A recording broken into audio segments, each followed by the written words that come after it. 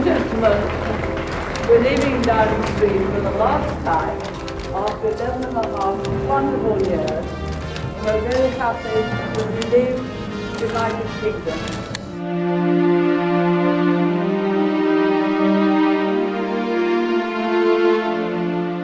Britain की राजनीति में सबसे शक्तिशाली महिला नेता के तौर पर जानी जाने वाली मार्गरेट थैचर अब इस दुनिया में नहीं है।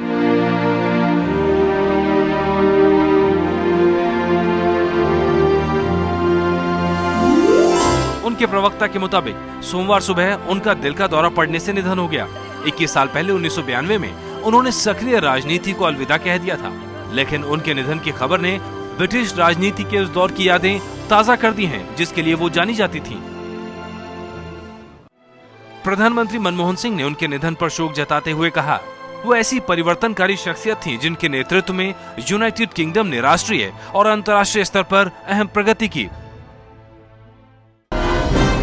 बैरनेस मार्गरेट थैचर को एक रूसी पत्रकार ने पहली बार आयरन लेडी का नाम दिया था और यही उनकी पहचान भी थी।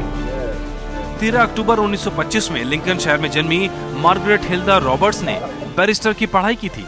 अमीर थैचर घराने में शादी के बाद पहली बार 1959 में उन्हें ब्रिटेन की कंजर्वेटिव पार्टी से सांसद चुना गया और 1992 तक वो नॉर्थ लंदन की अपनी सीट से कभी नहीं हारी। दो राय नहीं कि वो 20वीं सदी के दूसरे हिस्से में एक बहुत बड़ी अंतर्राष्ट्रीय शख्सियत थी और इतिहास में उनकी जगह कामयाब है, तो कोई दो राय नहीं। उन्होंने अपनी राजनीति की अलग शैली विकसित की, जिसमें बदलावों के लिए तो जगह थी, लेकिन समझौते के लिए नहीं। इस तरह की शैली को विद्वानों ने थैचरिज्म का नाम दिया था।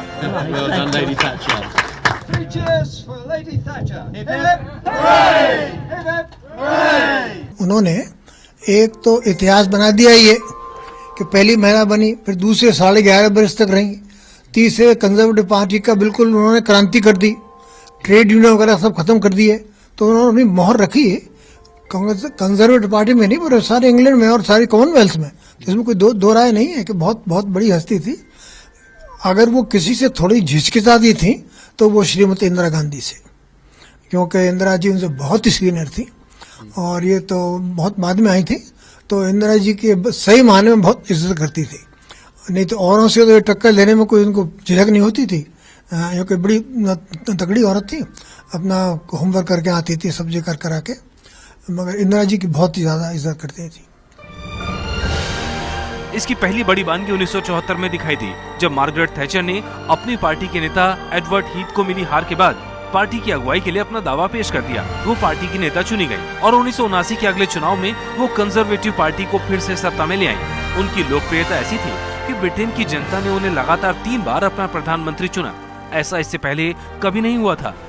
लेकिन यूरोप के राजनीतिक दबावों के बीच उन्हें 1990 में प्रधानमंत्री और कंजर्वेटिव पार्टी के नेता पद से इस्तीफा देना पड़ा। 1992 में उन्होंने हाउस ऑफ कॉमन से भी इस्तीफा दे दिया। हालांकि मार्गरेट थैचर संसद के उच्च सदन की सदस्य बनी रहीं। बढ़ती उम्र और बीमारी की वजह से साल 2002 में उन्होंने सार्वजनिक समारोह में जाना बंद कर दिया था। रिटायर हो गई थी और पिछले 4-5 साल से तो सेहत ठीक नहीं थी।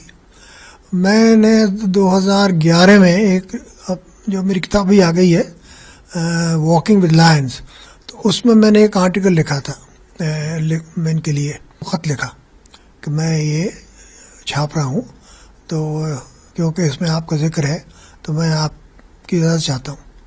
तो उनका जवाब नहीं आया। तो फिर मैंने दोबारा लिखा कि मैंने आपको लिख दिया था कि ये ठीक मुनासिब था कि मैं आपको लिखूं, इजाज़त लूँ, तो क्योंकि आपका कोई जवाब नहीं आया तो मैं उसको छाप रहा हूँ। फिर जवाब आ गया कि आप जरूर छाप लीजिए, मैं जवाब दे देती, पर मेरा दाएं हाथ टूट गया था, इसलिए नहीं आया जवाब, तो मैंने छाप दिया था। बाद के दिनों में अल्जाइमर से भी पीड़ित हो गई थी, जिस कारण से उनकी बेटी कैरल उनकी घर पर ही रहकर देखभाल करती थी।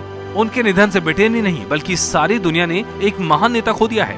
ब्रिटेन की राजनीति में उनकी वही हैसियत थी जो कि भारत में प्रधानमंत्री इंदिरा गांधी की रही है।